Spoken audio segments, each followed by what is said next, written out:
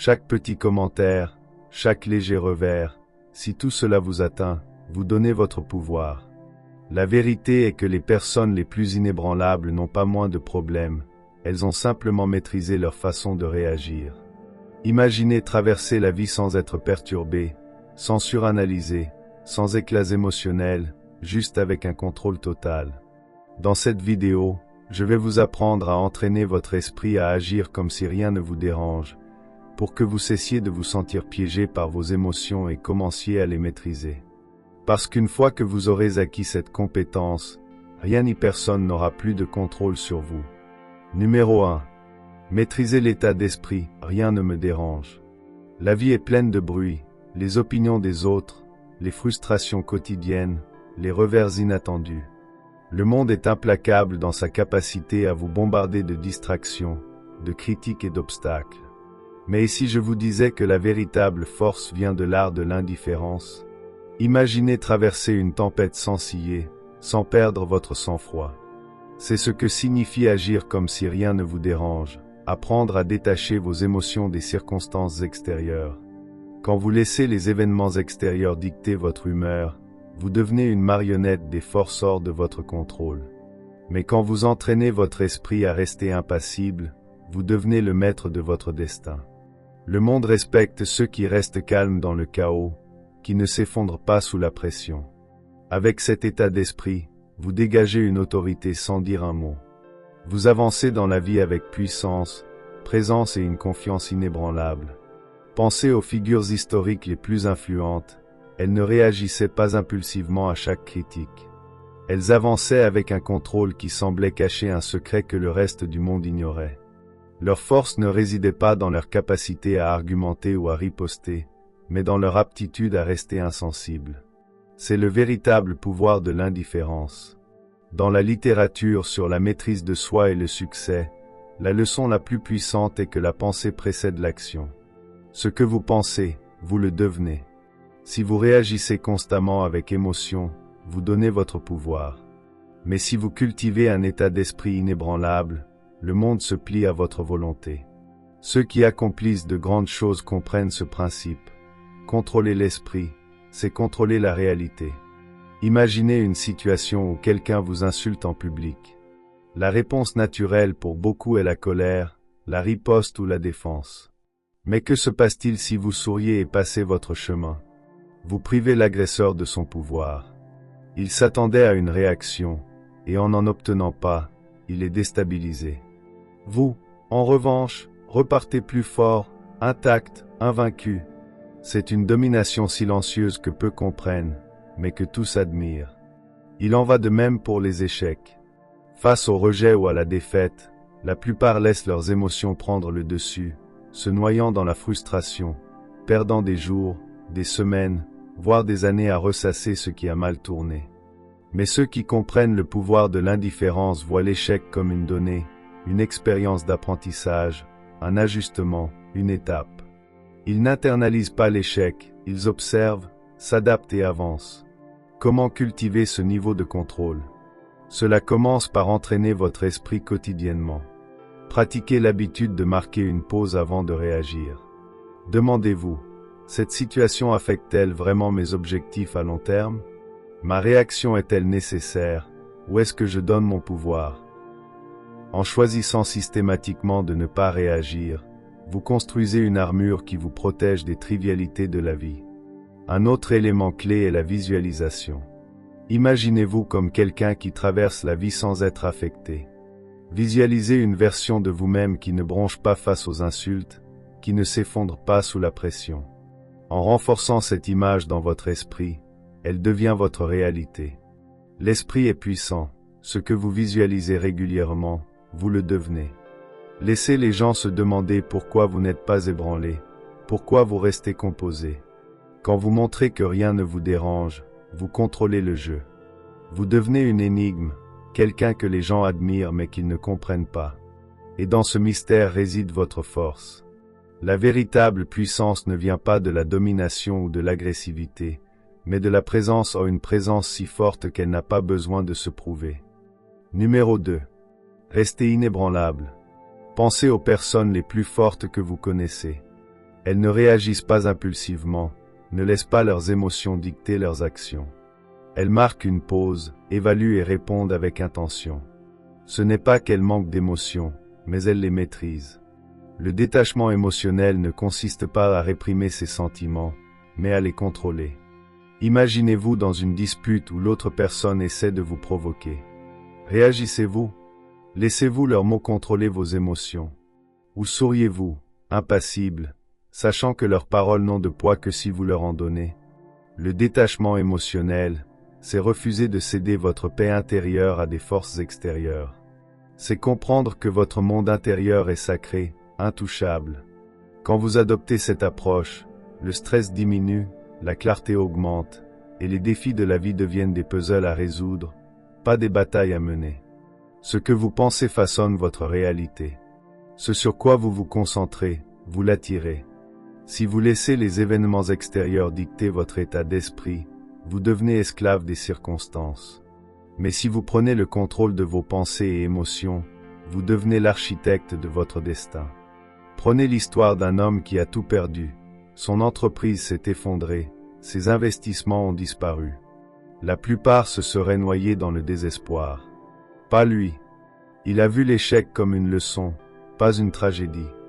Il comprenait que son esprit était son plus grand atout, et qu'aucune perte extérieure ne pouvait le lui enlever.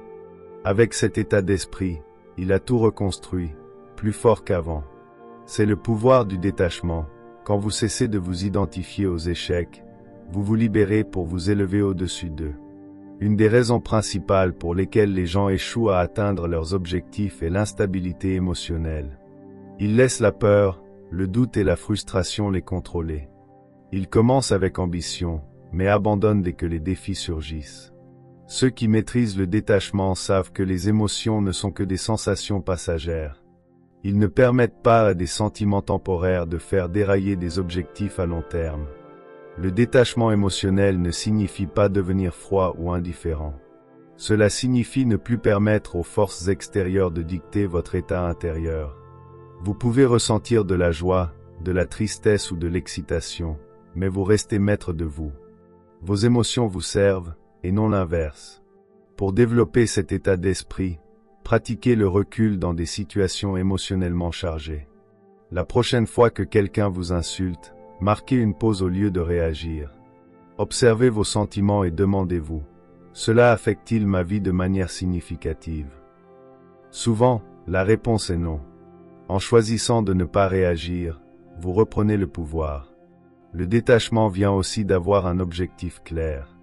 Quand vous avez une vision forte, les distractions mesquines ne vous ébranlent plus. Votre concentration devient incassable, car vous savez que votre énergie est trop précieuse pour être gaspillée sur des choses insignifiantes. Le monde appartient à ceux qui se maîtrisent.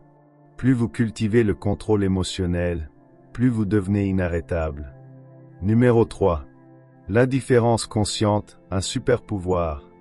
Nous sommes conditionnés à croire que nous devons nous soucier de tout, des opinions, de la validation, des jugements. La société nous enseigne que notre valeur se mesure à l'investissement que nous mettons dans les attentes des autres. Mais la véritable liberté vient quand vous réalisez que la plupart des choses n'ont pas d'importance. La prochaine fois que vous vous surprenez à suranalyser, demandez-vous, est-ce que cela comptera dans 5 ans? Sinon, laissez tomber. La plupart de ce qui nous trouble critique, revers temporaire, embarras fugace en devient insignifiant avec le temps. Pourtant, nous laissons ces choses consumer nos pensées, dicter nos émotions et contrôler nos actions. L'indifférence ne signifie pas l'apathie, mais la priorisation. C'est reconnaître que votre énergie est limitée et choisir de l'investir dans ce qui mérite vraiment votre attention. Chaque bataille ne vaut pas la peine d'être menée, chaque opinion ne mérite pas d'être considérée. Quand vous cessez de réagir à chaque désagrément mineur, vous reprenez le contrôle. Vous passez d'une réactivité émotionnelle à une réponse stratégique, et ce changement transforme tout. Pensez aux personnes que vous admirez le plus. Ce ne sont pas celles qui cherchent désespérément l'approbation ou qui réagissent émotionnellement à chaque défi. Ce sont celles qui restent fermes, inébranlables face au bruit du monde. Elles savent qui elles sont, et cela les rend difficiles à manipuler ou à influencer. Quand vous adoptez cet état d'esprit, les gens commencent à vous respecter davantage, non pas parce que vous cherchez leur validation, mais parce qu'ils vous voient comme quelqu'un d'inébranlable. Dans un monde où la plupart cherchent à se conformer, à être aimé, celui qui reste fidèle à sa propre valeur détient le vrai pouvoir. Face à une critique injuste, les faibles réagissent immédiatement, se défendant ou ripostant. Les forts restent calmes, comprenant que les mots n'ont de pouvoir que si on leur en donne. En ne réagissant pas, ils gardent le contrôle de la situation et d'eux-mêmes. Ce principe s'applique aussi au succès.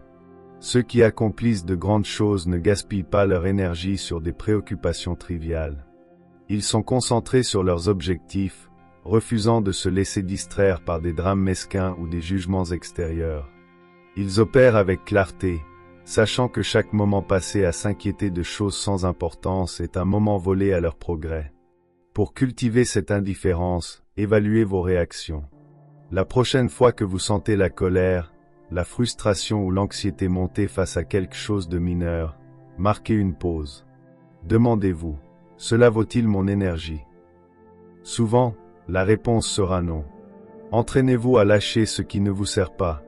Une autre pratique puissante est de définir des priorités claires. Identifiez ce qui compte vraiment dans votre vie, votre but, votre croissance, votre paix intérieure. Quand vous avez une base solide de confiance en vous, les opinions des autres perdent leur emprise. Vous devenez intouchable, non pas parce que vous ne vous souciez de rien, mais parce que vous vous souciez profondément des bonnes choses. La véritable puissance réside dans le fait de ne pas chercher l'approbation, mais de rester indifférent au rejet. Elle se trouve dans la capacité à s'éloigner de ce qui vous draine, à s'élever au-dessus des conflits mesquins et à rester concentré dans un monde plein de distractions. En fin de compte, il ne s'agit pas de moins se soucier, mais de se soucier judicieusement. Numéro 4. Cessez de chercher l'approbation. Chercher l'approbation est un piège. Cela place votre bonheur entre les mains des autres, vous rendant dépendant de leur validation. La réalité, l'opinion de personne ne devrait peser plus lourd que la vôtre. Dès que vous donnez à quelqu'un le pouvoir de définir votre valeur, vous perdez le contrôle de votre vie. La véritable confiance ne se donne pas, elle se construit par l'autonomie, en sachant que vous n'avez besoin de la permission de personne pour être vous-même. Pensez aux individus les plus magnétiques que vous avez rencontrés. Ils ne mendient pas l'approbation, ne se diminuent pas pour se conformer. Ils assument qui ils sont, avec leurs défauts et leurs qualités, et c'est ce qui les rend puissants. Le besoin d'approbation est enraciné dans la peur du rejet, du jugement, d'être seul. Mais plus vous cherchez l'approbation, plus vous abandonnez votre pouvoir. Vous devenez prisonnier des attentes, vous pliant pour correspondre à des moules conçus par d'autres. La liberté vient quand vous lâchez le besoin d'être aimé de tous. Croire que l'approbation universelle est possible est une illusion. Quoi que vous fassiez, certains vous admireront, d'autres vous critiqueront, et beaucoup s'en ficheront. Pensez à ceux qui changent le monde, leaders, innovateurs, créateurs. Ils ne se préoccupent pas de se conformer. Ils sont guidés par une vision, un but, une flamme intérieure. Ils affrontent les critiques, mais restent impassibles. Leur confiance repose sur la croyance en eux-mêmes, ce qui les rend inarrêtables. Pour vous libérer du piège de l'approbation, demandez-vous, de qui l'opinion compte vraiment? Souvent, les voix les plus bruyantes viennent de ceux qui ne comprennent pas votre chemin. Leurs mots n'ont de poids que si vous leur en donnez. Une étape clé est d'apprendre à vous valider vous-même. Reconnaissez vos progrès, célébrez vos victoires, grandes ou petites. Quand vous commencez à reconnaître votre propre valeur, l'approbation extérieure devient inutile. Se détacher de la validation ne signifie pas devenir arrogant. Cela signifie rester ferme dans votre identité, respecter vos décisions, votre chemin, et refuser de laisser les autres dicter votre voie. Le moment où vous cessez de chercher la validation est celui où vous commencez à vivre librement. Vous ne filtrez plus vos mots, vos actions ou vos rêves à travers les attentes des autres. Vous avancez avec authenticité, audace et un but inébranlable. Choisissez-vous. Tenez bon dans vos croyances, vos valeurs, votre vision. Lâchez le besoin de validation extérieure et embrassez le pouvoir de l'acceptation de soi. Une fois que vous le faites, vous devenez intouchable, non pas parce que vous avez l'approbation de tous, mais parce que vous n'en avez plus besoin. Numéro 5. Gérez la critique. La critique est inévitable, mais la manière dont vous la gérez définit votre force. La plupart s'effondrent dès les premiers signes de désapprobation. Ils prennent chaque commentaire à cœur, laissant la critique façonner leur identité, dicter leurs actions et affaiblir leur détermination. Mais la critique n'est que des mots, des opinions, souvent venues de personnes qui ne comprennent pas votre chemin. La réalité, la critique n'a que le pouvoir que vous lui donnez. Quand vous réagissez émotionnellement, elle vous contrôle. Quand vous la filtrez par la logique, vous restez maître. Les plus forts ne laissent pas la critique les ébranler. Ils l'évaluent calmement, prennent ce qui est utile et rejettent le reste. Pas d'émotion inutile, pas de surréaction, juste une attention sélective à ce qui compte. La leçon clé, filtrez la critique par la logique, pas par l'émotion. Gardez ce qui vous sert, ignorez ce qui ne sert pas, et ne laissez jamais l'opinion de quelqu'un perturber votre paix. Il y a deux types de critiques, constructive et destructrice. La critique constructive est précieuse, elle vous aide à vous améliorer, venant de personnes expérimentées avec un désir sincère de vous voir grandir. La critique destructrice, elle, vise à vous briser, souvent motivée par la jalousie ou l'insécurité. Ces opinions sont insignifiantes à moins que vous ne les internalisiez. Imaginez un sculpteur travaillant sur un chef-d'œuvre. Certains admirent, d'autres suggèrent, d'autres se moquent. Abandonne-t-il sa vision à cause de quelques voix négatives? Non, il continue, guidé par sa vision intérieure, filtrant le bruit. C'est ainsi que vous devez aborder la critique. Demandez-vous, cette personne a-t-elle l'expérience ou la crédibilité pour me juger? Si oui, considérez ces mots. Sinon, passez votre chemin. La critique est un test de résilience émotionnelle. Les faibles réagissent impulsivement, se défendent ou doutent d'eux-mêmes.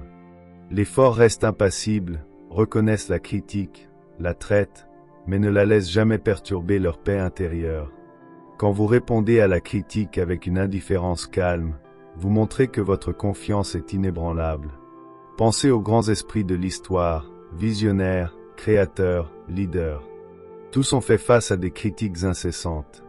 Leurs idées étaient remises en question, leurs décisions contestées, mais ils ont continué, refusant de laisser le bruit extérieur les détourner. Leur capacité à rester ferme face aux doutes les a distingués. Pour développer cet état d'esprit, pratiquez le détachement. Face à une critique, marquez une pause, ne réagissez pas immédiatement. Analysez, y a-t-il de la valeur dans ces mots? Si oui, apprenez. Sinon, ignorez. Quand vous maîtrisez cette habitude, vous vous libérez du fardeau émotionnel de chercher l'approbation. Une autre approche puissante est la confiance en soi. Quand vous croyez en votre chemin, les opinions extérieures perdent leur emprise. La confiance vient de l'intérieur, pas de l'approbation ou de la désapprobation des autres. Le monde aura toujours quelque chose à dire, certains vous loueront, d'autres vous douteront. Mais en fin de compte, la seule opinion qui compte est la vôtre. Numéro 6. Gardez son sang-froid sous pression. La pression révèle les gens. Certains craquent, d'autres plient, mais les forts restent inébranlables. Pourquoi? Parce qu'ils préparent leur esprit avant que la tempête n'arrive. Ils savent que la pression n'est pas une anomalie, mais une certitude. Quand vous anticipez les défis, ils cessent de vous surprendre. Le secret est de se détacher du besoin de tout contrôler. Comprenez ceci, tout ne se passera pas comme prévu. Les gens vous décevront, des obstacles surgiront, des revers inattendus viendront. Mais vous ne réagissez pas émotionnellement. Vous répondez avec stratégie, avec un calme calculé. La plupart craquent sous pression parce qu'ils résistent à la réalité. Ils s'attendent à ce que tout soit fluide, prévisible, à leur portée. Quand la vie prouve le contraire, ils paniquent, se plaignent, se figent. Mais ceux qui se sont entraînés à embrasser l'incertitude s'adaptent. Ils bougent avec le chaos, pas contre lui. Pensez à un guerrier aguerri. Il n'entre pas dans la bataille en espérant une victoire facile. Il s'attend à des résistances, des embuscades, des menaces imprévues. Pourtant, il reste composé. Pourquoi? Parce qu'il a accepté la réalité du conflit. Il ne gaspille pas d'énergie à souhaiter la facilité, il se concentre sur l'exécution. Vous devez adopter le même état d'esprit. Le monde vous testera. Il vous enverra du stress, des échecs, des doutes. Mais si vous vous êtes entraîné à rester composé sous pression, rien ne vous ébranlera. Pendant que d'autres paniquent, vous avancerez avec précision. Vous ne réagirez pas, vous répondrez. Il y a une puissance à maîtriser le contrôle, non pas des événements extérieurs, mais de vous-même. Quand vous n'avez plus besoin que tout se passe parfaitement, vous devenez inarrêtable. Quand vous comprenez que la pression est inévitable, vous cessez de la craindre. Vous la voyez pour ce qu'elle est, une opportunité de raffiner votre sang-froid. Les plus grands leaders, les individus inébranlables, ne scient pas dans le chaos. Ils exsudent le calme, la certitude, le contrôle. C'est ce qui les distingue. Pour développer ce contrôle, changez votre perspective sur la pression. Voyez-la comme un jeu, un test de votre discipline. Face au stress, défiez-vous de rester composé. Observez vos émotions sans les laisser dicter vos actions. Plus vous pratiquez, plus cela devient naturel. Une autre pratique essentielle est la préparation. Les plus forts ne se contentent pas d'attendre la pression, ils s'y entraînent. Répétez mentalement les pires scénarios, conditionnez votre esprit à rester stable sous stress. Quand vous faites cela, rien ne vous prend au dépourvu. Vous devenez un stratège, pas un réacteur. La plupart des gens vivent sans préparation, comptant sur l'espoir plutôt que sur la discipline. Ils s'attendent à ce que les choses aillent en leur faveur, et quand ce n'est pas le cas, ils s'effondrent. Mais ceux qui entraînent leur esprit pour l'adversité ne craquent pas. Ils restent debout, intacts, inébranlables. Numéro 7. Lâchez prise sur ce que vous ne contrôlez pas. La souffrance vient souvent de l'attachement aux résultats, aux attentes, à des choses hors de notre contrôle. Nous nous accrochons à ce que nous pensons devoir arriver, à la manière dont nous croyons que la vie devrait se dérouler. Quand la réalité ne correspond pas à nos désirs, nous souffrons. Mais la véritable force mentale réside dans le lâcher-prise. Imaginez une rivière. L'eau contourne les obstacles sans résister, sans lutter. Elle ne demande pas aux rochers de s'écarter, elle ne s'arrête pas face à la résistance. Elle s'adapte. C'est ainsi que vous devez aborder la vie. Certaines choses arriveront, peu importe combien vous vous en inquiétez, l'offre d'emploi qui n'est jamais venue, la personne qui est partie, le revers que vous n'aviez pas anticipé. Vous pouvez soit résister et souffrir, soit vous adapter et avancer. Le choix vous appartient. Lâcher prise ne signifie pas abandonner. Cela signifie recentrer votre attention sur ce que vous pouvez contrôler. S'accrocher aux attentes vous rend fragile, vous enferme dans un cycle de frustration, à rejouer le passé, à vous demander ce qui aurait pu être différent. Mais quand vous acceptez que certaines choses sont hors de votre influence, vous vous libérez d'une souffrance inutile. Pensez aux personnes les plus fortes que vous connaissez. Ce ne sont pas celles qui luttent contre l'inévitable, mais celles qui restent calmes face à l'incertitude. Elles ont maîtrisé le détachement, non pas de la vie, mais de l'illusion du contrôle. Elles savent que la vie est imprévisible et que la paix vient en s'y abandonnant, pas en luttant contre elle. La plupart des gens dépensent leur énergie à forcer des résultats.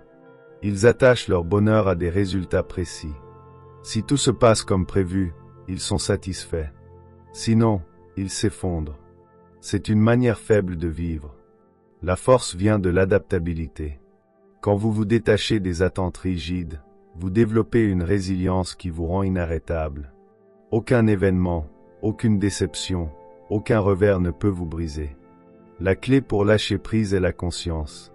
La prochaine fois que vous vous accrochez trop à quelque chose ou un résultat, une personne, une attente, marquez une pause. Demandez-vous, est-ce sous mon contrôle? Si la réponse est non, relâchez. Ne gaspillez pas votre énergie sur ce que vous ne pouvez changer. Redirigez-la vers ce qui vous fait avancer. Le détachement est une compétence qui demande de la pratique. Commencez petit, lâchez les petites frustrations, comme la longue file d'attente, les embouteillages, un changement de plan imprévu. Observez à quel point il est libérateur de ne pas réagir, de ne pas laisser les circonstances extérieures dicter votre humeur. Avec le temps, appliquez cet état d'esprit aux plus grands défis. Certains confondent détachement et indifférence, mais ce n'est pas la même chose. L'indifférence est de l'apathie, un refus de s'engager dans la vie. Le détachement, en revanche, est une compréhension profonde que, bien que vous puissiez participer pleinement à la vie, vous n'avez pas à être gouverné par ces incertitudes. Vous pouvez vous investir dans vos objectifs, vos relations, vos expériences, sans souffrir lorsque les choses ne se passent pas comme prévu. Quand vous choisissez de lâcher ce que vous ne pouvez contrôler, vous devenez intouchable. Vous traversez la vie avec une paix que les autres admirent mais ne comprennent pas. Ils se demandent pourquoi rien ne semble perturber votre sang-froid. La vérité, vous avez simplement maîtrisé l'art du lâcher-prise. Numéro 8. Le silence, une arme ultime. Dans un monde obsédé par le bruit, le silence est une arme. La plupart des gens parlent pour combler le vide, pour obtenir une validation, pour prouver quelque chose. Mais les plus puissants ne parlent pas inutilement. Ils écoutent, observent, calculent. Et quand ils parlent, chaque mot a du poids. Le silence rend les gens mal à l'aise. Il les pousse à douter d'eux-mêmes, à analyser vos pensées, à se demander ce que vous pensez.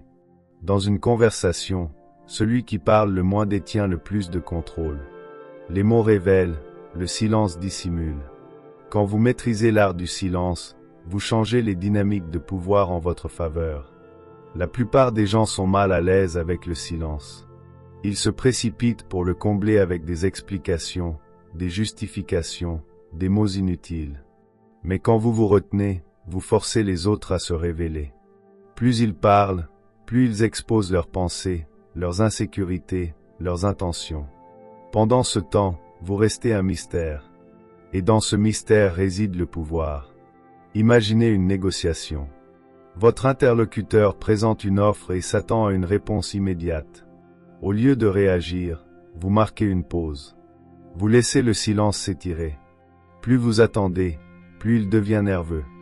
Il commence à douter, à proposer de meilleures conditions, à faire des compromis. Pourquoi? Parce que le silence crée de la tension, et la tension crée un levier. Le même principe s'applique dans les interactions quotidiennes. La prochaine fois que quelqu'un vous insulte, restez silencieux. La plupart s'attendent à une réaction, colère, défense, riposte. En ne donnant rien, vous leur enlevez leur pouvoir. Ils se demandent si leurs mots ont eu un effet, ils se sentent idiots. Votre silence les force à gérer leurs propres émotions. Le silence est aussi un outil d'observation. Quand vous parlez moins, vous remarquez plus, l'hésitation dans une voix, le changement nerveux de posture, la contradiction dans les mots. La plupart manquent ces indices parce qu'ils sont trop occupés à parler. Mais quand vous maîtrisez le silence, vous devenez un stratège.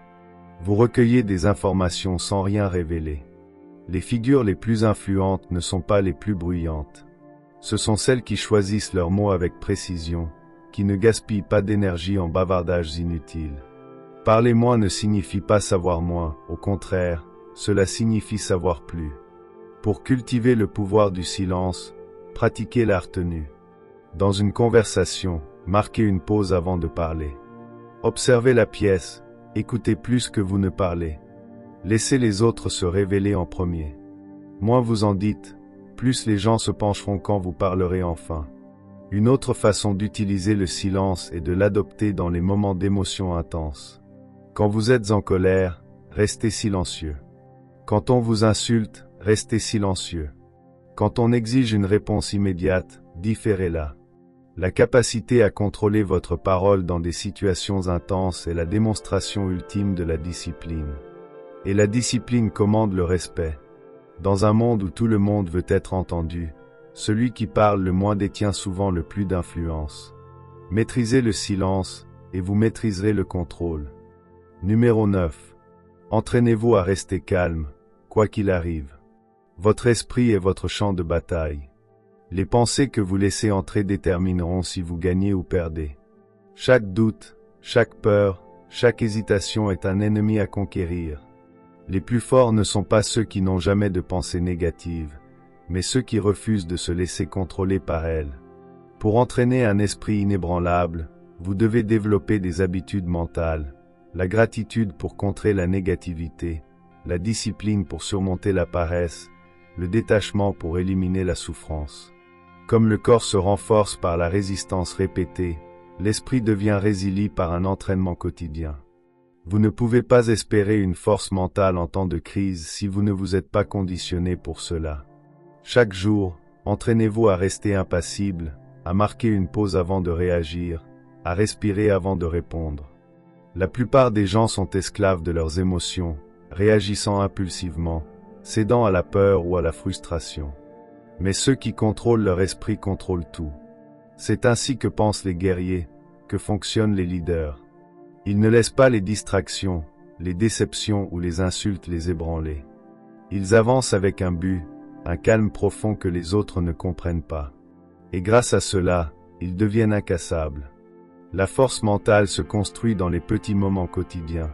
Se lever tôt quand vous préféreriez dormir, choisir le silence au lieu de discuter, persévérer quand tout temps vous veut abandonner.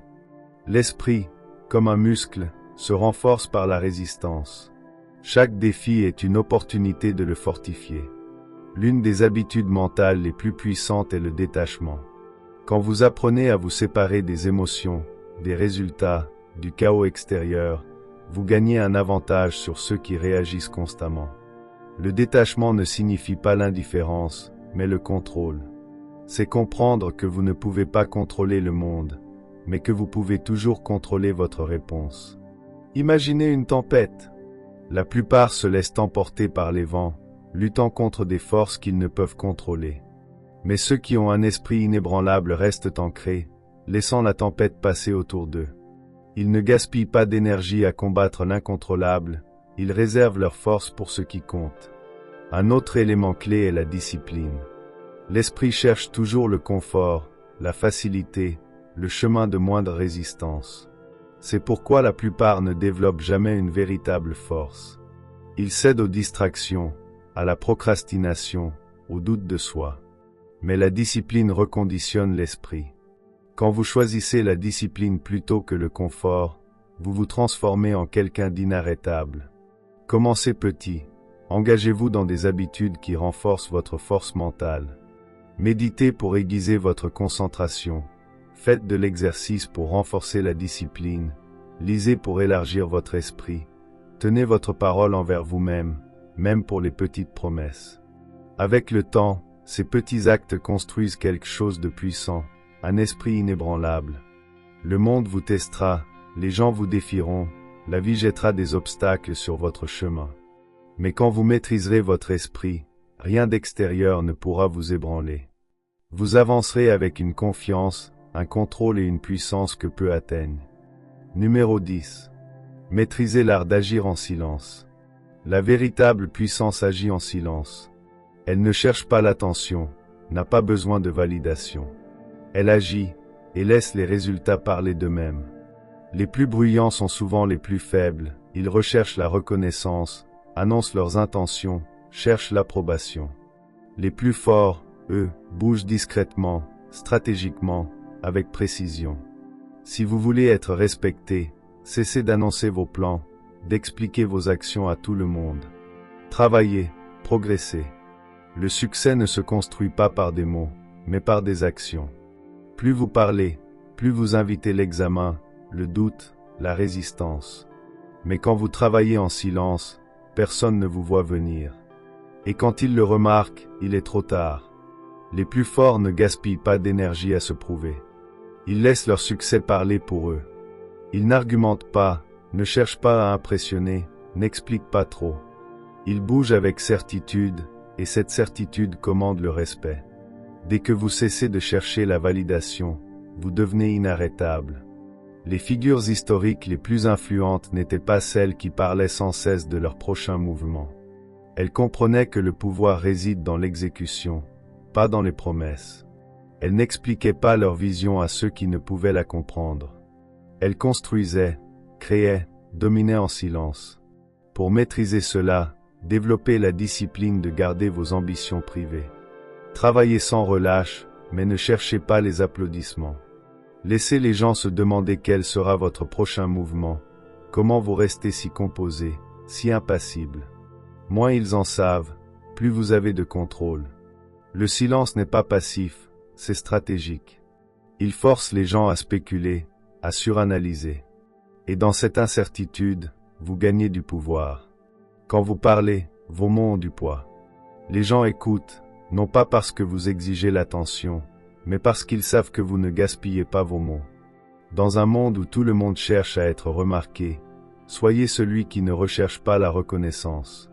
Pendant que d'autres courent après l'attention, vous courez après la maîtrise. Pendant qu'ils se concentrent sur l'apparence du succès, vous vous concentrez sur le devenir. C'est la différence entre ceux qui parlent de grandes choses et ceux qui les réalisent. Quand vous ressentez l'envie d'expliquer vos plans, résistez. Quand vous ressentez le besoin de vous prouver, retenez-vous. Quand vous voulez montrer vos progrès, laissez vos résultats le faire pour vous. Les gens commenceront à prêter attention. Ils se demanderont comment vous avez fait, pourquoi rien ne semble vous perturber. Et c'est là que vous saurez que vous avez vraiment maîtrisé le jeu, non pas parce que vous l'avez dit au monde, mais parce que vous l'avez montré sans un mot.